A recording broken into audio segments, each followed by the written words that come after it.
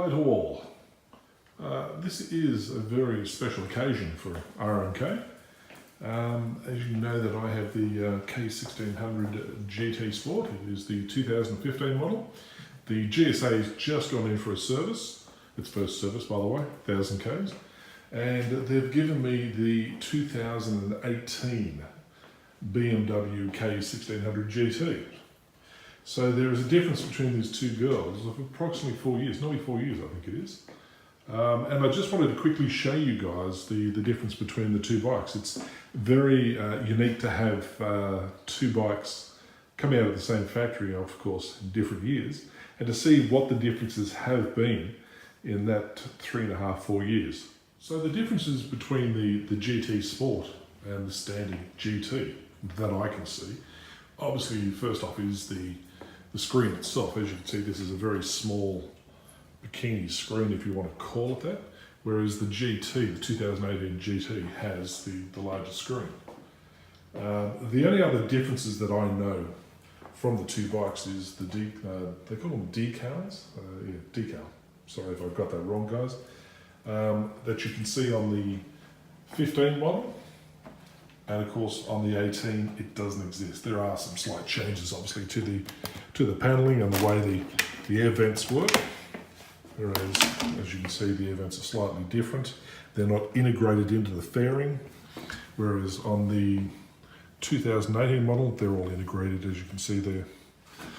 But other than that, the difference in the bikes is virtually negligible. The difference in the seating, which I believe was supposed to be part of the GT Sport, really isn't. Hello miss, say hello. I've actually raised the seat. You can see now there's quite a large gap, whereas in this particular bike, the seat is actually down, so you're not going to get that gap in the seat.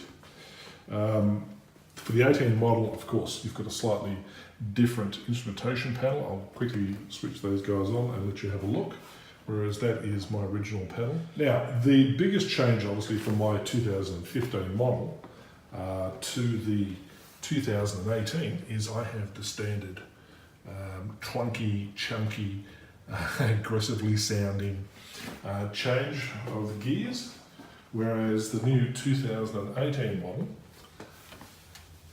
has the Gear Shift Pro. I'll get the correct pronunciation, but anyway, it's effectively changing up and down the gears without using the clutch. You can see there are totally different plates on the side, whereas my old girl, she doesn't have it. Now, I've got to admit, the new Gear Shift Pro system on the 18 model is exceptionally good. It is so smooth going up and down the gears that it just makes it an absolute joy to ride this bike. It really is quite impressive, and far more impressive than my GSA. The new GSA, which I've just picked up, bring up a photograph for you. It is a 2018 model. It also has the Gear Shift, or a Gear Shift Assist Pro. As I said, I'll get that correct one day. It is so much more clunkier than the 2018 model. This bike is really an absolute dream to ride with that system in place. The 15, as I said, is as clunky as all hell, and requires a lot of finessing to get away from that first 3 gear changes, where it is literally, it shakes the bike when it changes gear. I believe you can actually buy for the 15 a change or a gear link, I should say, to the actual gear shift itself. I have looked at it. So when it comes to transmissions, the 18 itself is, well, it's chalk and cheese between the 15 and the 18. Now, there is one only area that I will discuss, and it's to do with the right hand that we all enjoy using. On the 15, she is very responsive when it comes to opening up the throttle. Unfortunately now, due to the new EU laws and the emissions that they've got to follow, the twisting of that throttle now is so much more, what's the word to use? Dulled, if you want to call it that, because of those new emission agreements that obviously Europe have entered into. So here's the fun part. Let's get this 2018 model brought to life.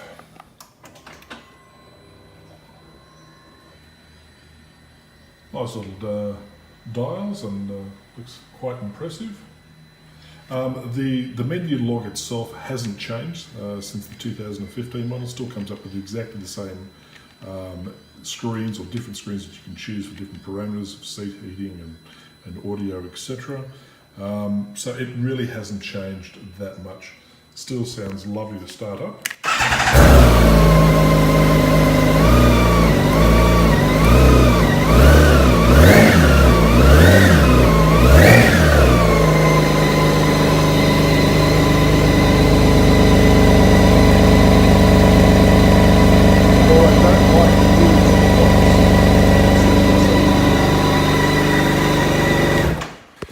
Oops, sorry about that. The new exhaust pipes are bloody horrible. I think that's not it. I thought it was a plastic, but it's not. It's actually an aluminium. But compared to the old pipe, it just looks so much nicer.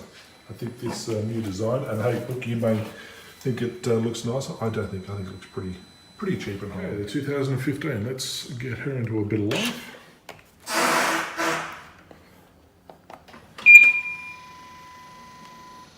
And of course, my bike has the sat nav, and hopefully it doesn't turn on the music. I'll take that down so we don't breach any copyright laws. Okay, let's fire this girl up and see the difference.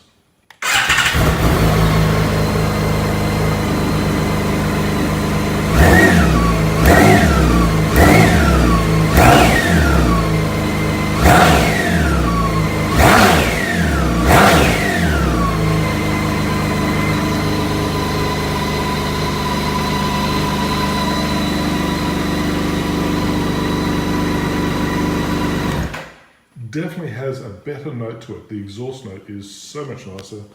Oh, she's nearly out of fuel as well. But as you can see, again, the screens are all very much the same. I really can't see a major difference that it would push me across. If it came with a TFT screen, hey, look, I'd be the first person to consider it, but the only problem is the power delivery. If you could get past a TFT screen and stay with the standard analog screens, you really wouldn't look at the new 2018. I honestly don't think you would, but hey, look, I might be wrong, and I'm sure you guys will let me know. But the responsiveness you can see between the two engines is quite substantially different. I might just start up the 18 and we'll do just a comparison of just twisting the throttle and see what.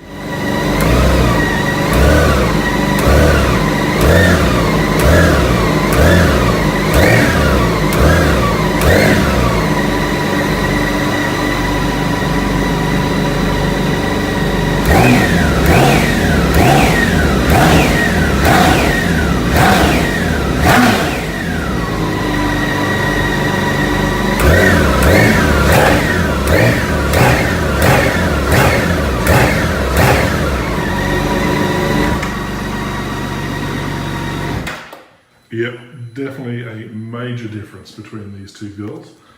You can feel, or I can feel, I shouldn't say you can feel, I can feel the difference in the throttle straight away when you're just flicking it. The 18 feels very muted. It doesn't feel as though it wants to open up, and that must be part of those new emission agreements that they have. So if it was me personally, and I had to go and put some money into this, I wouldn't do it. This girl's staying because it's just, honestly, it's a better package. I can't get the transmission like I have on the 18, but if it's only the transmission that is what's going to pull me over, I wouldn't do it. Even if they had changed the transmission and maybe put the new TFT screen in, the TFT screen on the 2018 GSA is just magical. All in all, the 15 still is the benchmark. And I don't think it'll ever come back to that, only because the way the laws are running in Europe, I should say, and the way they're trying to reduce the emissions of these motorcycles, it's only going to get worse. It's certainly not going to get better. Anyway, I hope you've enjoyed it. All the best. Guys, ride safe out there. And love to hear from your comments. Let me know what you think. Which would you prefer? Do you think I'm right or do you think I'm wrong? Hey, look, I could be wrong. You never know. And I appreciate all the comments. If you like what I've done, subscribe somewhere around here. Don't know where it is. And from me and little Chloe, say goodbye. Bye, guys.